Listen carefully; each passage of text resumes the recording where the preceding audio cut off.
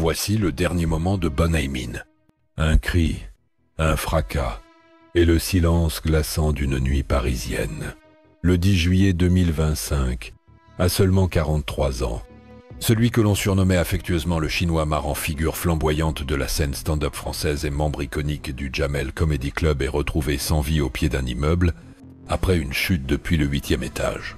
Une fin brutale, absurde, presque irréelle, comme si la comédie elle-même avait perdu l'un de ses plus beaux enfants. Pendant des années, Bon Hai-min avait bâti sa légende sur un humour corrosif, décapant, un art de rire de tout, y compris des tabous les plus délicats. Son franc-parler, son autodérision assumée et sa capacité à briser les clichés lui avaient valu autant d'adoration que de polémiques. Mais derrière les rires et les punchlines assassines, se cachait-il un malaise plus profond. Les premiers rapports parlent d'un accident. Mais déjà, les murmures s'élèvent. Était-ce vraiment un geste malheureux? Ou bien les ombres d'une crise intérieure, peut-être longtemps contenue, avaient-elles fini par l'engloutir? Les proches évoquent un homme épuisé, surmené, parfois en proie à de sombres pensées. Les tabloïds, eux, flairent un drame intime, un récit où la gloire se heurte à la fragilité humaine. Ce soir-là, dans les rues de Paris, les rires semblaient suspendus. On se souvenait de ses prestations mémorables sur scène, de sa verve dans Astérix et Obélix, l'Empire du Milieu, de ses passages explosifs au Jamel Comedy Club. Mais on ignorait encore que ces images joyeuses allaient désormais se teinter d'une mélancolie irréversible. Et si, derrière chaque éclat de rire, il y avait un cri silencieux. Bon Hai-min n'était pas seulement un humoriste, il incarnait une voix singulière, une identité multiple, un pont entre cultures. Né à Bordeaux de parents cambodgiens, il portait en lui l'héritage d'un peuple marqué par l'exil et la résilience. Mais sur scène, il transfigurait cette mémoire en arme comique, en un humour tranchant, aussi vif qu'une lame qui coupe tout préjugé.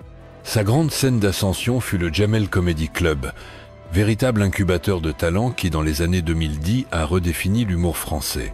Parmi les stand-uppers qui y brillaient, Bon Hai-min se distinguait par son style explosif, un mélange d'improvisation nerveuse, de sarcasme raffiné et de provocation calculée.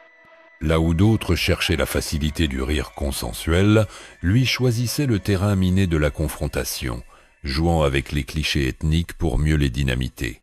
Le public français le découvrait aussi sur les planches de grand théâtre, dans ces spectacles où il manie avec brio l'autodérision.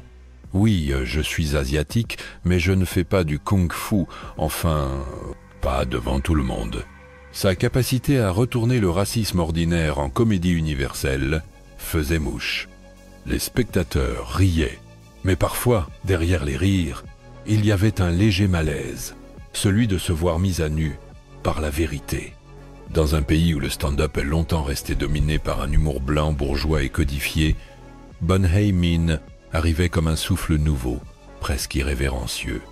Il ne représentait pas seulement une minorité, il la mettait au centre de la scène, exigeant que le regard change.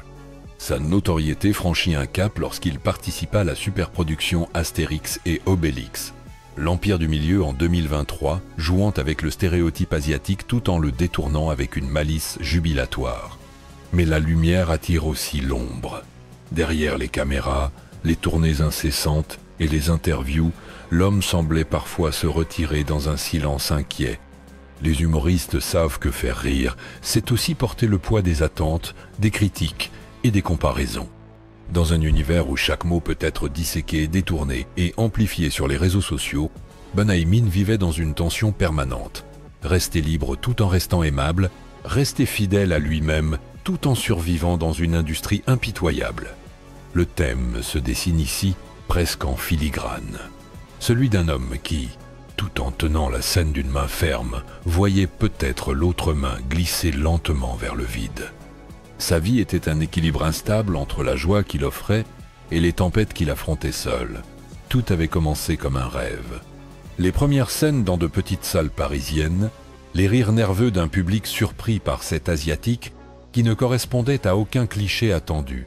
Puis l'explosion, un soir de 2011, il entre sur la scène du Jamel Comedy Club, micro en main, et en 3 minutes, Il retourne la salle. On ne parlait plus que de lui dans les cercles d'humoristes. « Tu as vu ce Chinois ?» disait-on, mi-étonné, mi-admiratif. Les années qui suivent sont une ascension fulgurante. Tournée à guichet fermé, invitation dans les émissions télévisées, collaborations prestigieuses et enfin, le cinéma. En 2023, il rejoint la distribution du colossal Astérix et Obélix. L'Empire du Milieu, une consécration qui lui offre une visibilité internationale. Son humour franchit les frontières. Sa gestuelle explosive et ses tirades acérées séduisent même ceux qui ne comprennent pas toutes ces références culturelles. Mais derrière l'ivresse du succès, une fissure se creuse. Les voyages constants, la pression de faire toujours mieux, les critiques parfois violentes sur les réseaux sociaux, tout cela ronge peu à peu l'artiste. Benjamin n'a jamais été un humoriste tiède. Il aimait provoquer, chatouiller là où ça fait mal. Mais à l'ère du buzz et de la polémique instantanée, chaque blague un peu trop audacieuse se transformait en scandale miniature. À plusieurs reprises, des médias lui reprochent des propos jugés limites, notamment sur la politique, l'identité et les stéréotypes raciaux. Lui réplique « Le stand-up, c'est fait pour choquer un peu. Si on veut du consensuel, on va voir Disney. » Mais cette liberté d'expression assumée a un prix, l'isolement. Certains humoristes se distancient, certains diffuseurs hésitent à l'inviter, craignant un dérapage. Puis vient 2024, une année de contraste. Sur scène, il est plus brillant que jamais. Son spectacle, Le monde appartient à ceux qui le fabriquent, reçoit des critiques dithyrambiques. Mais en coulisses, on parle d'un homme fatigué, nerveux, parfois absent.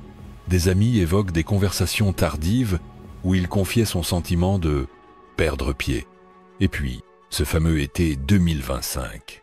Quelques semaines avant le drame, Benjamin annule soudain plusieurs représentations. Officiellement, pour raisons personnelles. Officieusement, les rumeurs courent.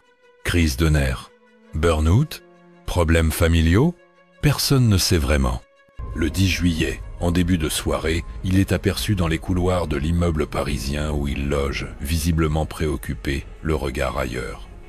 Quelques heures plus tard, un vacarme secoue la rue, son corps gît sur le trottoir, au pied du 8e étage. Les premiers enquêteurs parlent d'un accident, peut-être une chute malencontreuse. Mais déjà, certains proches évoquent une autre hypothèse, celle d'une nuit où les démons intérieurs auraient été plus forts que la volonté de vivre. Cette chute, brutale et incompréhensible, devient le point culminant tragique d'une carrière qui semblait pourtant continuer de grimper. Comme si, au moment même où il touchait les étoiles, le vide l'avait rappelé à lui. Les jours qui suivent le drame, Paris bruise de questions. Dans les cafés, sur les plateaux télé, dans les feeds Twitter saturés d'émoticônes tristes, un seul sujet. Comment un artiste aussi vif, aussi talentueux, a-t-il pu finir ainsi? La version officielle parle encore d'un accident, mais cette hypothèse convainc de moins en moins. Plusieurs proches affirment qu'il traversait une crise psychologique profonde. Certains évoquent une rupture sentimentale récente, d'autres un isolement volontaire après des mois de tension professionnelle. Les tabloïds flirtent une piste sombre. Benjamin, prisonnier de ses démons, titrant-il « Images volées et témoignages anonymes à l'appui ». Dans un entretien accordé quelques jours avant sa mort, et jamais diffusé à la télévision, il lâchait cette phrase troublante « Les gens croient qu'on rigole tout le temps. Mais parfois, sur scène, je souris pour cacher que j'ai envie de hurler. » Une confession presque prémonitoire que certains amis relisent aujourd'hui avec un frisson glacé. En coulisses, les souvenirs se bousculent. Un technicien se souvient de cette soirée, 2 mois plus tôt, où il avait trouvé l'humoriste seul dans la loge, tête entre les mains, répétant à voix basse « Je ne peux plus, je ne peux plus ». Une assistante raconte qu'il avait demandé à annuler toute apparition médiatique pendant plusieurs semaines, invoquant le besoin de silence. L'industrie du rire, souvent perçue comme un monde joyeux, cache une réalité implacable. La pression, la peur de l'échec, l'obligation de rester bancable en permanence. Et Benjamin, perfectionniste jusqu'à l'obsession, portait ce poids comme une enclume invisible. Les médias se divisent. Certains plaident pour la pudeur, Respectons sa mémoire, cessons les spéculations. D'autres creusent, recherchant des incohérences dans les témoignages de la soirée fatale. Pourquoi était-il seul? Pourquoi aucune caméra de surveillance ne montre clairement la chute? Pourquoi, surtout, avait-il annulé toutes ses rencontres professionnelles de la semaine? Le public, lui, oscille entre tristesse et colère. Les hommages affluent, vidéomontage de ses meilleurs sketchs, extraits de ses interviews les plus percutantes. Mais derrière ces hommages, une question lancinante demeure. Aurait-on pu le sauver? Car ce qui glace dans cette histoire, ce n'est pas seulement la mort, c'est le sentiment qu'elle n'était pas inévitable. Que derrière les applaudissements, les projecteurs et les rires partagés, se cachait un appel à l'aide que personne n'a voulu ou su entendre. Et maintenant, chaque fois que ses fans revoient ses prestations, un détail leur saute aux yeux. Ce petit moment après une punchline où son regard se perd, où son sourire se fige une fraction de seconde, comme un écho silencieux du drame à venir. Bun Hei-min laisse derrière lui une œuvre comique singulière, un style qui mêlait provocation, tendresse et lucidité sociale. Sur scène, il était à la fois le miroir et le fou du roi, celui qui reflète les travers d'une société tout en les tournant en dérision.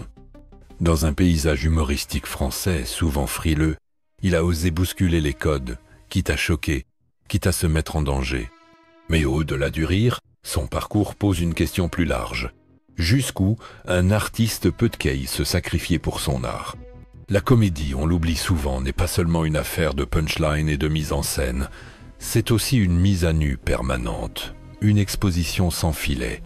On attend de l'humoriste qu'il fasse rire quoi qu'il arrive, qu'il transforme la douleur en divertissement. Et cette exigence, jour après jour, peut user les plus solides. Certains diront que Bun Hei-min était un électron libre, incapable de se plier aux codes aseptisés de l'industrie. D'autres verront en lui un symbole, celui d'une génération d'artistes pris en étau entre la liberté d'expression et la dictature du politiquement correct. Peut-être était-il les deux à la fois. Ce qui est certain, c'est que sa disparition ouvre un vide. Pas seulement sur les scènes de stand-up, mais aussi dans cette capacité rare à faire rire de tout sans jamais perdre l'intelligence du propos. On peut débattre longtemps sur les circonstances exactes de sa mort, sur ce qu'il vivait dans l'ombre.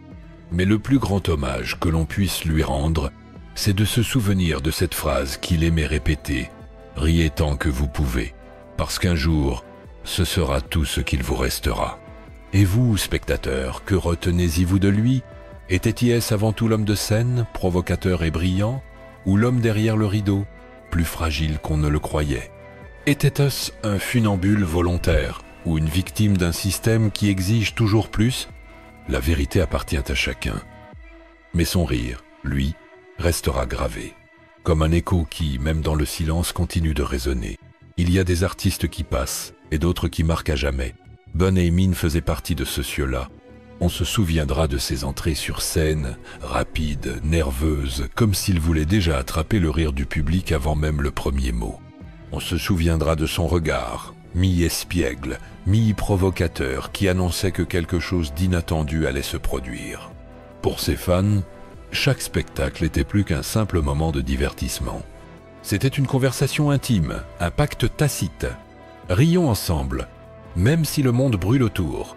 Dans un pays où l'humour est souvent calibré, polissé, il avait choisi l'authenticité brute avec tout ce qu'elle comporte de risque et de vérité.